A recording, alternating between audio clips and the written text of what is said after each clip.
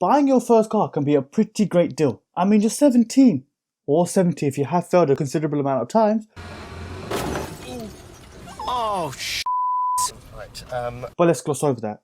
You have just got your driving license, and the first thing you probably want to do is to get hooked up with a set of wheels that you will love for a significant amount of time. Of course, you do have dreams of what your first car will be. When it was 5 o'clock, it was a Lamborghini Aventador. But when it was 9 o'clock, you were willing to compromise with something like a Mercedes C63. But your dad, well, he has a different plan. He's been eyeing up that battered Corsa into classifieds, and he's thinking of sticking you with that. Now I know what you're thinking. Why would you listen to your dad? Surely you know more than him, as you is hip and you is trendy. Just look at your Hannah Montana playlist. I mean, it doesn't get much cooler than that, does it? Okay, maybe these days she's not cool anymore. She's just weird. But the thing is, your dad has most likely got a point. Don't give a crap about your first car. And here's why. But why not? You wonder, right? Surely I know more about cars than my dad. I've watched 3 Chris Harris videos alone this week, so surely I know what I'm on about. Well, actually, in this case, even if you have swag, even if you're trendy, or even if you know about cars, it just doesn't matter at all. The main factor is how much cash in your bank account. 7,000 what? Pounds? Of course, you might be able to afford an old BMW 7 Series for a cool £1,500. But when you try and look for insurance, you'll quickly find that insurance companies will show you that your premium is worth more than the car. And it's even worse if you're a male rather than a female.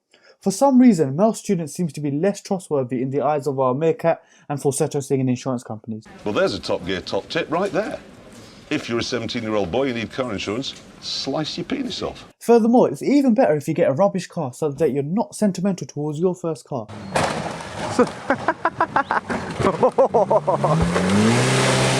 I mean, number one, if you crashed it, you wouldn't really give a damn. Think about it. A car like a Vauxhall Corsa takes an ice age to reach 70 miles an hour on a motorway. So forget doing that 90 miles an hour that Audi TT is doing. Also, its top speed of 71 takes the length of London to Birmingham to reach. But it's a Corsa.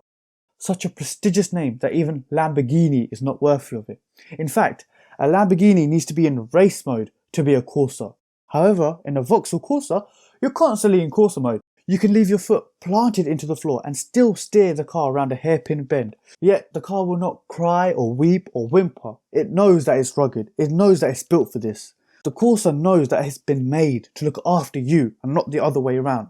Also, as it's your first car, unless of course your dad is Puff Daddy and he bought you a Bentley as a first car, you'll have just begun your driving experience. You will thrash and brash the car. Like every car, this will do serious damage. But who cares if it's a Vauxhall?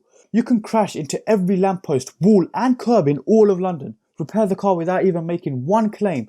However, have a BMW as your first car, you'd be less experienced in handling a car, be even more likely to crash into a building or a lamppost, and then lose £15,000 trying to fix your depreciated car. Unless of course you make an insurance claim, in which case you lose a no claims discount on your first rodeo.